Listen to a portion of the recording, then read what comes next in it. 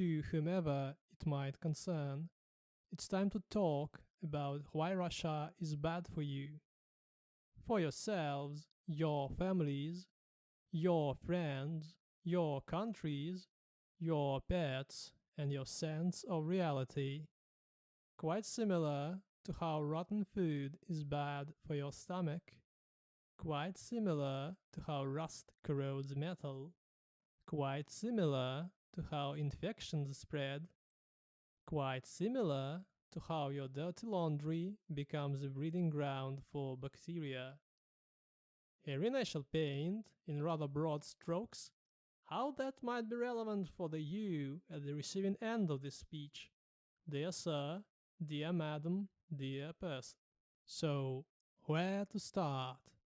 Let's start with when most of you have noticed it, the existence of a conflict. What kind of conflict, though? What is happening there in reality, just as I speak? A full-scale invasion would be a good, simple answer.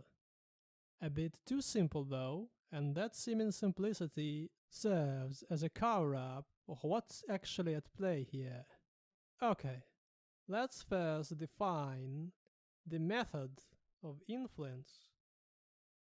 That is an encroachment on a sovereign nation's soil.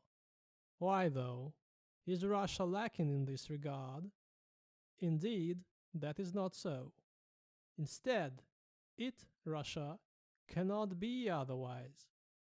It has subsisted on that taken from others for centuries, and has thus far failed to satiate the drive for endless expansion, endless strife to feed its sickly hubris. The best way to steal is to call something yours. Moreover, to deny the owner's existence, and if not possible, force it into obscurity. Genocide, slaughter, forced conversions into second-class citizens, indoctrination of the young ones. Russia doesn't only want the land, it has plenty, it wants the soul of those living on it, to appropriate that which it has stolen, to take for its own those who would have brought glory to their own lands, to clothe itself in the mantle of the skinned peoples, and ensnare those naive or cynical enough to not care. And it would have done it again as it had used to. The so-called West has got used to talking the talks and debating at the debates, hot with the due process and a paper trail of incremental changes.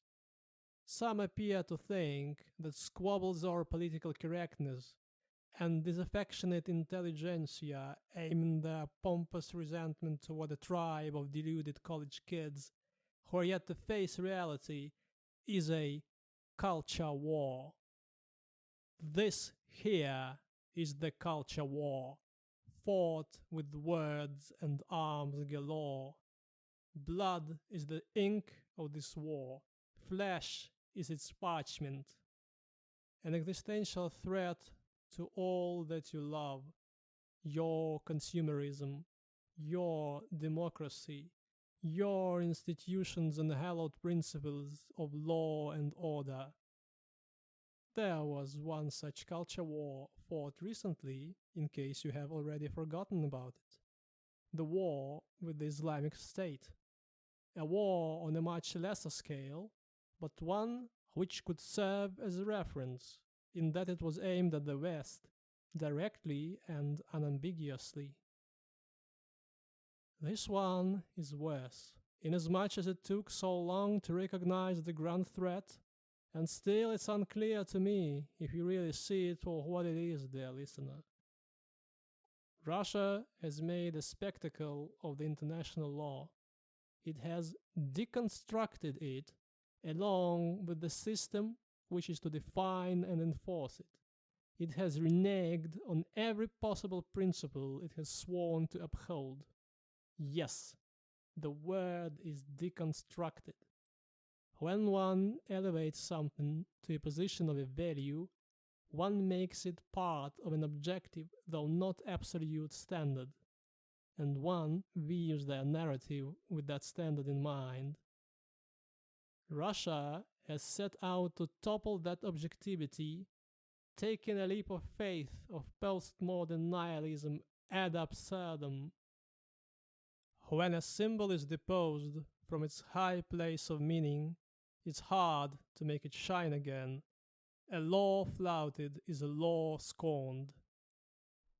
Could it be this is a divine sign that the time of change is at hand? Perhaps miraculous things are possible, brought about by the workings of the self-styled, mysterious, incomprehensible depth of the Russian soul. What lurketh therein? A curious explorer might inquire. Rest assured, we shall not have to delve too deep. A peon, a serf is there, whipped, branded, but eternally loyal to the master. A small person who has given up the reins of his or her life to somebody else. They above us know better. Maybe there's much to learn in the grandiloquence of its frontmen and women. A moshmash of vaguely Christian victim complex and messianic fantasies, a self-assigned sacred role in rectifying humanity's follies. The two behemoths, the Russian Empire and the Soviet Union, have merged together into an unwieldy chimera of counterfeit but apparently inspiring to some history. The resultant entity is a clear simulacrum, a distorted end product without a clearly defined basis in reality. Postmodern denial of any internally consistent overarching narratives in its most grisly, absurd form. The tragedy of that nation is so much more acutely felt in that the few who stood up valiantly against the tyranny are not actively supported by the supposedly enlightened immigration. How can that be? Well, we've just answered that question. Let's tread along the facade, beloved by many, and talk spirituality, dear friend. Is that ideology bad for you? It is bad. It's bad for Christians, unless one is an avid lover of the by now largely antiquated form of Christianity, which promulgates its tenets via state-sanctioned repressive apparatus. The verses they are cherry-picking are likely not the ones you cherish, but nobody will hear your cries. Don't be blinded by the golden sheen of their churches. It's neither the cradle nor the keeper of orthodoxy. It's bad for Confucians. The Russians want none of the responsible rule whereby the hegemon is the role model for those he governs. Neither do they care for the doctrine of universal love of Mozi, nor rectifying men to be cultured and well-meaning as Sun suggested, nor the unifying and orderly rituals of the founder. It's bad for Taoists. The dominant discourse is rife with promulgation of shallow spirituality. It serves to force empty rituals on everyone with the name of bringing them to a bleak standard of thoughtless jingoism. Nobody cares to reach to the unifying principle of the universe, empty themselves and emulate heaven in its pure, unmolested productivity. It's bad, so very bad, for shamanists and followers of native religions. Foreign usurpers are sending those peoples to die for a foreign cause, uprooting their ancestral traditions.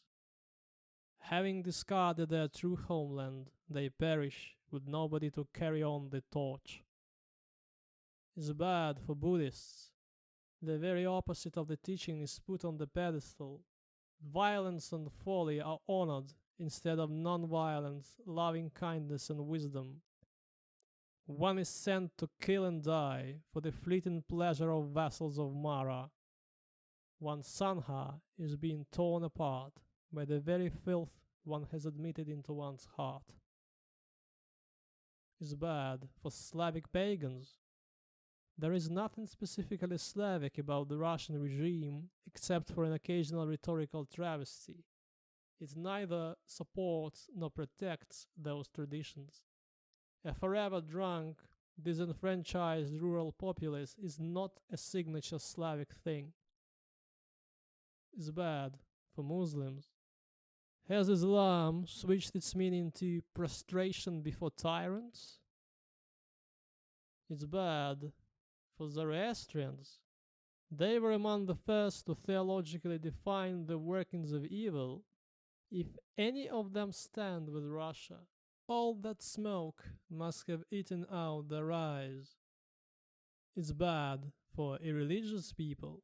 It's hard to imagine why a person such as that would be buying into a demented cult, promoting imaginary history and cultural pedigree.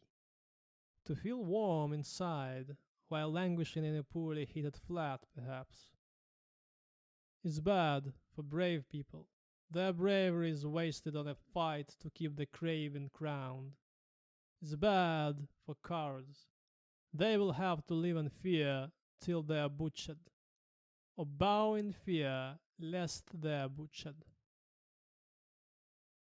It's bad for everyone, without and within Russia, though some might have sadly lost the capacity to absorb the cure. Look to the west, look to the east. What is the tradition Russia is preserving? Dear listener, if you are a conservative leaning toward Russia's cause, then are you really? What values are you preserving? Degeneration and descent into barbarism don't seem to give off that impression.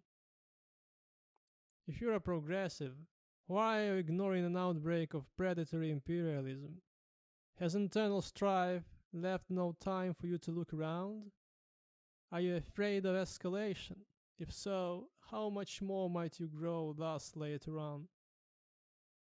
Many have sympathized with Israelis in their grief over those murdered or taken captive in October last year, and have no qualms about the wanton destruction of Gaza.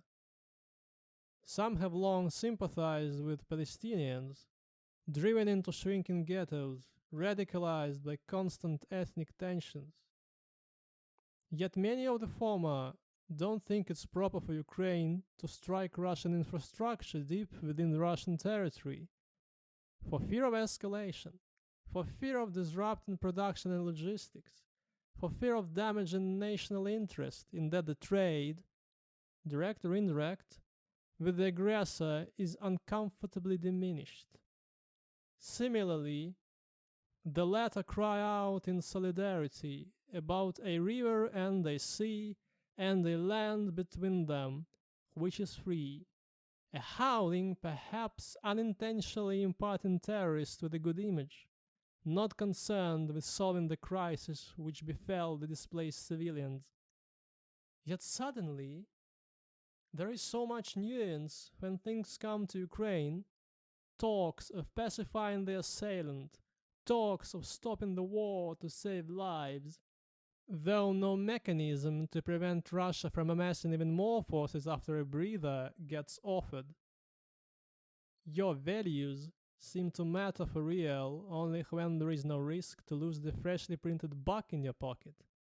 Short-term comfort seems to be the greatest value. To sum up, a brute is hitting the object of his hatred with a club, repeatedly, stubbornly, and he'll keep on hitting until the assailed one either drops dead from internal injury, making space for the brute, or yields and humbles himself before the brute and joins the brute's ranks, or the brute dies. There is too little space for onlookers. The brute does not respect neutrality. If recent events were not a wake-up call for you, perhaps waking up to the blast wave will become one.